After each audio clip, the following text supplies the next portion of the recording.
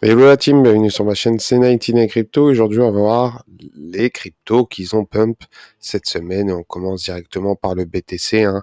Le BTC qui a pris 13,2% cette semaine. Il a bien pump cette semaine. Un beau hold pour ceux qui ont tradé le BTC cette semaine. Et bien sûr, aujourd'hui, il a pris 5,3%, ce qui est énorme. Donc, le BTC à l'heure actuelle, il est de 22 000 $. Donc, il a repris un peu de couleur. Mais est-ce que c'est les débuts d'un bull run? Pour ma part, je doute un peu quand même, vu le marché actuel, vu la situation économique actuelle. Faudra voir ce qui se passe actuellement, surtout dans le monde de la cryptosphère. Donc, il faudra attendre un peu. Et contrairement à le TH, le TH a pris 17,6%. Le TH qui a bondi d'un coup et qui s'échange autour des 1236 $. Il a pris voilà 17,6% et aujourd'hui il a pris 1,6%.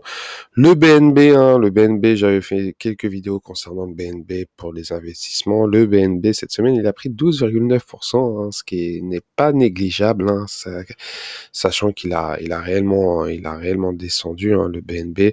On peut le voir directement ici. Donc 39 milliards de capitalisation et on peut voir que voilà, en mois il est toujours en négatif. Et bien sûr sur l'année, quand vous prenez l'année, son ATH il était à 651 $, et à l'heure actuelle il est à 242 $. Donc c'est un beau fois 2,5, 2,5. Donc c'est pas mal pour toucher son ATH.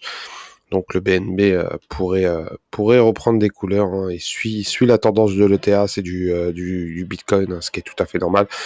Et bon, juste derrière, on peut voir XRP et Cardano. Alors XRP et Cardano, bon, XRP avec leur procès, c'est un peu compliqué, mais à 34 cents, c'est vraiment bas. Donc on peut voir que XRP, c'est toujours un peu la même chose. Faudra attendre. Faut être très patient. La communauté XRP, faut être très patient pour la décision finale contre la SEC. De plus, Cardano, on peut voir que depuis quelques temps, Cardano a réellement baissé. Sa capitalisation boursière, c'est 15 milliards de dollars, donc il a vraiment baissé, sachant qu'il était dans le top 3 il y a quelques temps. Et à l'heure actuelle, il s'échange autour des 0,47 $. Donc voilà. Et on peut voir Solana qui a pris 20% cette semaine, quand même, à ne pas négliger, qui s'échange à 38,60 $, sachant que Solana va lancer aussi son smartphone. Et ça va être super intéressant de voir comment ça va être. Donc les applications et bien sûr la technologie blockchain via un smartphone pour voir l'évolution que ça va faire, et surtout les avantages d'avoir un smartphone Solana. De plus, Polkadot, alors le DOT, le prix actuel est c'est vraiment incroyable. Il a 7,12 $, et actuellement il a pris 6,3%. La petite pépite de Gavin Hood, donc c'est une crypto c'est un token qui pourrait exploser dans les années à venir. Un vrai projet parachain, donc faut vraiment intéressant, sachant que son objectif c'est de relier toutes les blockchains sur des parachains, donc c'est vraiment intéressant. De plus, on peut voir le Shiba Inu.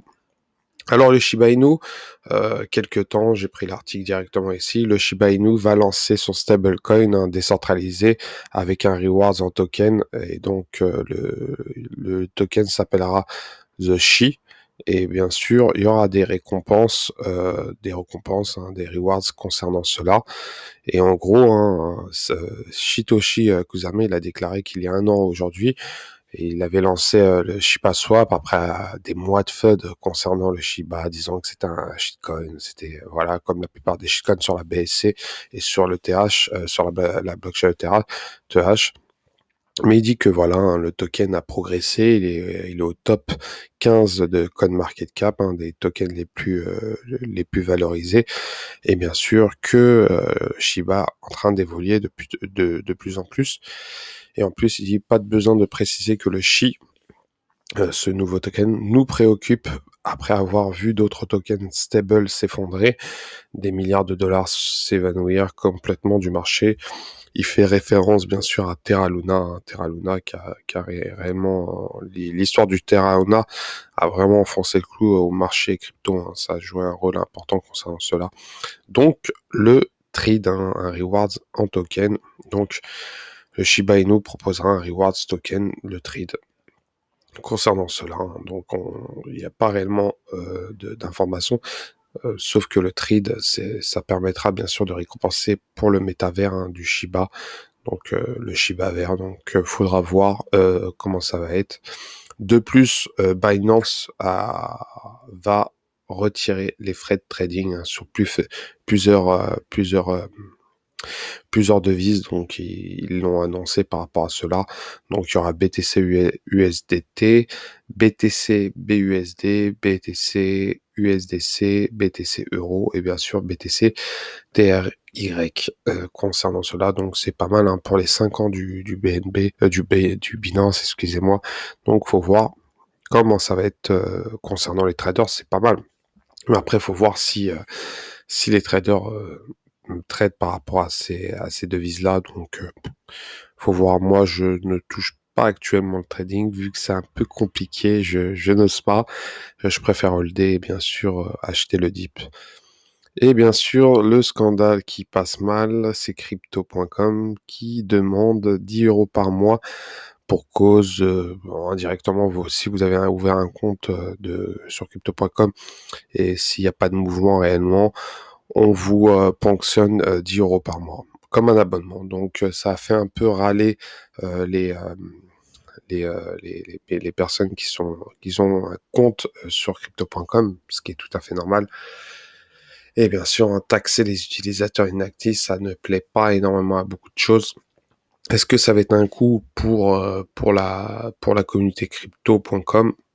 Je ne sais pas, mais en tout cas, ça plaît pas beaucoup. Et voilà concernant ces news-là. De plus, on peut aller voir directement le Floki-Inu.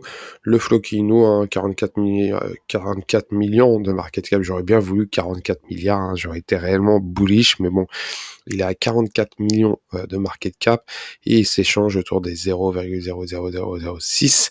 Donc il y a 5 zéros. Donc le Floki est vraiment, vraiment bullish. Et vivement que le prochain bull run vienne, que le Floki, hein, sachant qu'il a énormément de projets autour du Floki actuellement, son Play to Earn, Valhalla, le projet L, donc il y a tellement de choses concernant cela, plus la carte de débit Floki, donc il y a beaucoup de choses, l'école métavers du Floki, l'école qu'ils ont construit au Nigeria, donc vraiment le Floki est en train de faire quelque chose de bien. Donc ils sont en train de s'installer, sachant que le Floki n'a pas été encore listé sur la plupart des grosses plateformes, dont Binance, hein. Ça serait extraordinaire que le Floki se démarque des autres meme coins et que ils arrivent à réellement réaliser leur projet concernant cela. Moi, j'y crois. Je suis pas conseiller financier, mais en tout cas, ça promet.